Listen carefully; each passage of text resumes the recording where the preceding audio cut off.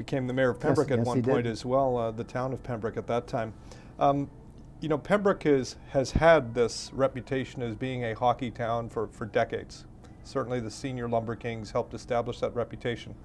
And for years, both the senior and little Lumber Kings, or the junior A Lumber Kings as we know them now, chased the national championship. It finally happened in 2011. That was great. But you had, you know, in the 50s, there were good teams there too that chased that national championship, the old Allen Cup. Yes. Which still exists actually in some circles, but there's Yeah. not a lot of senior hockey left. Not like But it used to be, though. any stories from, you know, trying to win those national championships? Well, the only one I have was I was fortunate enough to play junior A hockey in Barrie in 1951, and we had an Eastern Canada final against Quebec Citadels, and they had two or three big guns on their team. They had Jean Beliveau, who everybody knows, and they had Camille Henry, who was a great goal scorer in the NHL, and they had Marcel Paillet, who played goal in the NHL for New York for years. But we had a 7-game series with them, but the first 3 that were played in Quebec, they won all 3 of them easily. The next 3 that were played in Barrie, we won all 3 of them easily. So they wouldn't come back to Barrie, and we wouldn't go back to Quebec City. So the Canadian Amateur Hockey Association had a problem. So what they did, they decided, and they get a bigger gate. So they said the 7th game would be played in Maple Leaf Gardens. So we played them there on a Saturday afternoon, and we packed the place. And at the 30-minute mark, it was Quebec 3, Barrie 3. But at the end of the game, it was Barrie 6 and Quebec 3. And I remember when we were shaking hands at center ice after the game, one of their defensemen, big guy that was actually the captain of the team, Beliveau wasn't the captain, he was assistant. He said to me, "You guys are crazy. How come you can skate as fast at the end of the game as you do at the beginning of the game?" And I said, "We're in shape." You sure were. I want to go back to the Senior Lumber Kings. 50 years after the PMC opened, you were here for the 50th anniversary. So was Thane Simon, Gordon Cowell, Roy Giesebrick, Fred Murphy. There's a great picture here at the PMC of the 5 of you. Regrettably, the other 4 men are gone now. Yeah, they've passed away. But what was it like getting together 50 years after the fact? I know some of them were in the community still, but to get together and take you right back to your roots from 50 years later, opening here. That was a great evening. And you know, the Lumber Kings in the town treated us really well for that. But you know, again, you have to shake your head. That's half a century, Jamie. That's a long, long time. But that's the good thing about sports at any level, and it doesn't matter whether it's boys sports or girls sports, pro or amateur. It's the people you meet and the associations you have in the camaraderie, and it stays with you for a lifetime. It stays with you for a lifetime. You never forget it. You put on your skates that night, and you actually played in that game against an Ottawa Senators alumni team. And, was that the first time out in a while? Yeah, it was first time out for a long time. And they gave me the first star, but the reason was they felt sorry for me. I think you probably were able to hold your own. I remember being here that night on the 50th anniversary. Those are great memories. I look back at some of the names from that 1951 game, sort of Roy Giesebrick, who probably is one of the best-known hockey players to come out of this area, and played for the Detroit Red Wings, and probably would have had a longer career had he not, you know, provided military service to his country during the Second World War. What kind of player was Roy? Roy was an outstanding player. He was an outstanding player. But you know, also Bruce and Bert were every bit as good as Roy, every bit as good.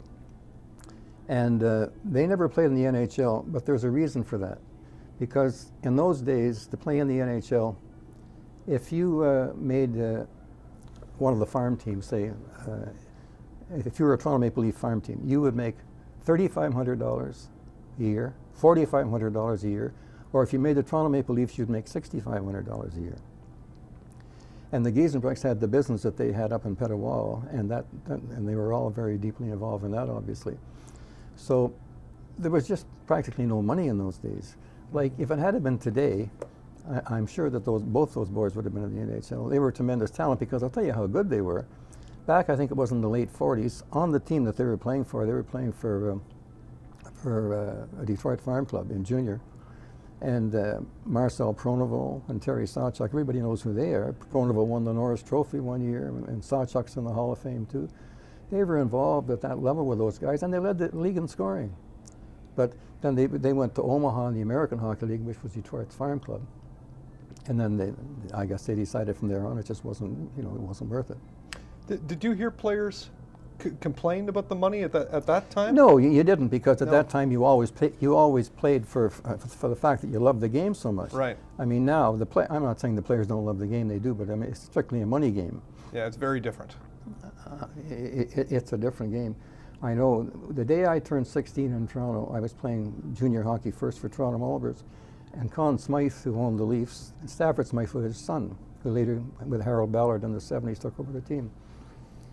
The day I turned 16, I came home from high school, and my mother says to me, Stafford Smythe wants to talk to you at the sand pit. Well, Conn Smythe, and Stafford was running it for his father, they had a sand pit only about 3 or 4 miles from where we lived. The sand pit was in Weston, just down below Scarlet Road. So I got on my bike and drove down, and I went into the office, and Stafford said to me, he said, Lionel, I want to sign you to a Toronto Maple Leaf C form. In those days, that was what would be equivalent to being drafted today. There was no draft in those days. So this is why I want to mention the money part of it, why I'm telling you this story. So he looks at me and he says, if you make Tulsa of the United States Hockey League, that was their second farm club, we'll pay you $3,500. He said, if you make Pittsburgh Hornets of the American Hockey League, that was before Pittsburgh came into the NHL, we'll pay you $4,500. Then he raises his eyebrows and he said to me, but Lionel, if you make the Toronto Maple Leafs, will pay you $6,500 a year. Now you look at now, if anybody did make what they're paying in the NHL now, it's something like $500,000 or $600,000. It's a starting point minimum. Yeah. And it goes up to what now? Millions. 10 million if you're good enough. 10 million. So it's become not only still a career, but it's a different type of career. I think it's a career now, which is not only because you love the game, but it's a great way to make a fortune in a hurry if you're good enough. So I think what you're telling me is the delta just wasn't that much greater to get to the NHL. So some players would actually choose to play. Well, the only thing, the biggest difference of all, Jamie, was in those days there were 6 teams in the NHL. Yes. There was Toronto, Montreal, Boston, Chicago, Detroit, and New York. Now there's 30. And in those days they didn't have a roster of 42 players like they have now. They used to dress 16 players. So you multiply 16 by 6, and what do you get?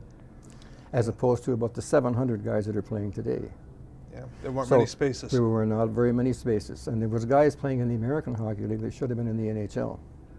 So when you were playing here with the Senior Lumber Kings, typically you would have, young to probably mid-30s, I would think probably would have been about the cap on the senior hockey players. Right, like I have a picture of the team from that era, and I think Roy Giesenbeck might have been the oldest at that time. I think Roy was about 33, as I remember, and I had just turned 20.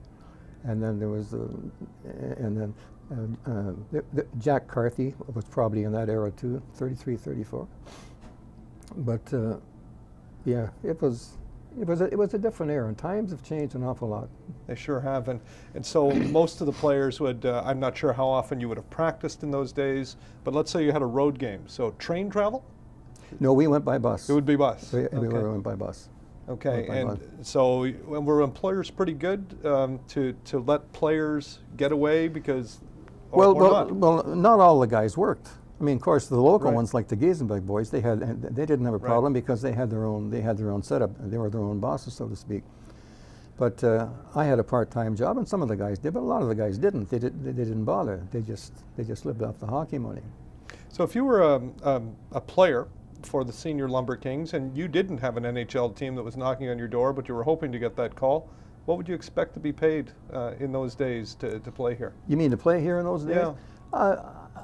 You could have made in those days, I think the average wage probably, I have a book at home that says the average wage and everything about the house prices and everything that I got down at the mall one day. I think the average wage in those days was something like $3,500 a year back in the year around 1950. But I would think the guys were probably making $150 a week, something like that. Well, if you multiplied the money then by now, that's a lot of money. It is. In those days. But as I say, that's why later on it got in the Northern League. Pembroke just couldn't afford it anymore. And the ownership structure back then, it would have been privately owned and operated, the hockey club? Well, yeah, but Art Bogart was the team owner, and then they had different players that were involved in the executive. Bob Buse, the druggist from Buse Drugstore, was a good friend of mine. Bob was a great guy, and Leo LaFrance was involved, and there was a group of them, and Len Murphy, the taxi driver, and or the taxi owner, I should say. There was a group of business people that were able to do so, and they'd all chipped in so much money, and that's what kept the club going. You would have been retired from playing hockey by the time that senior hockey collapsed or folded. But you remember when that happened, and do you remember how you felt? Well, I felt kind of bad about it, really, because it was a great way for a certain level of player that was capable of playing at a high level, because there wasn't as many type of teams to go to in those days as what there is now. Like you had senior A hockey, but now there's many different minor pro leagues that are all around. Like an NHL team now probably sponsors 3 or 4 at least different pro teams, maybe even more. So, but it was tougher to make it in those days, as I say, because there was so few teams and so few players on each team. At that time, too, the National Hockey League was also probably the talk of expansion. By the early 60s it started. It eventually came in 67. But they were also sponsoring junior leagues. That's how the Pembroke Junior A Lumber Kings in what's now known as the Central Canada Hockey League got started, right, with a sponsorship through the Montreal Canadiens, and Art Bogart was involved in that. Yeah. Well, all the major junior A teams pretty well had sponsors. I know in Barrie, like when our pitches were taken, after we won the Memorial Cup, we had Boston Bruin uniforms completely. The only thing that we didn't have, it wasn't theirs, was possibly something like gloves, but the sweaters, socks, pants, and everything. We were a Boston Farm Club. And they had two farm clubs in those days. They had Barrie and they had St. Catharines, and then. But as I say, in Guelph, that was the New York Rangers Farm Club. And there's names there that I can tell you that were in the league at that time. There was Andy Bathgate, the great Andy Bathgate. Yes. And there was Louis Fontenado, the big defenseman, and ended up fighting with Howe. Wow. And that was a tough league. And in those days, we didn't have helmets. That's a really good point. No one would have been wearing helmets. And you know, as we wrap up our time together, Lionel, just tell me what kind of hockey player you were. Well, I don't know. I mean, it's pretty hard to say anything positive about yourself, but I don't know. I was a regular. I played regular, and the one thing that I can say honestly, I was good around the net, and that's very important. And I remember Hap M said to me one time what Hap used to do. He used to come along every now and then in the dressing room after a practice, and he would evaluate what each guy was doing. And he'd say, and he said to me one time, he said, "You're one of the best I ever had around the net." And I guess that was my best point. I mean, there was guys that were certainly faster skaters than that, but I could always keep up, you know. And that was another thing too, because when we had the game here against Montreal and we were playing against the Canadians, Cully Simon, the coach, said to me, he said, "Lionel," he said, "you're just out of junior. You're the youngest." He said, "And you've got the wheels." He said, "You check the rocket." I said, "Thanks very much." What an assignment. Yeah. Boy, I wish you wouldn't have said that at the end of the interview, because I'd like to go longer, but we're out of time. Okay, you're welcome. But that is great. So thanks so much for doing this and reminiscing about a golden time in Pembroke's hockey legacy. Pembroke's a great hockey town and a great place, Barrie, with a lot of nice people.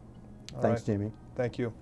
Lionel Barber, who was here in 1951 when this great old building, the Pembroke Memorial Centre, opened against the Montreal Canadiens. Lionel is playing for the Pembroke Senior Lumber Kings. Thanks for watching In Conversation With. We'll see you next time. I'm Jamie Bramberger. Have a good day.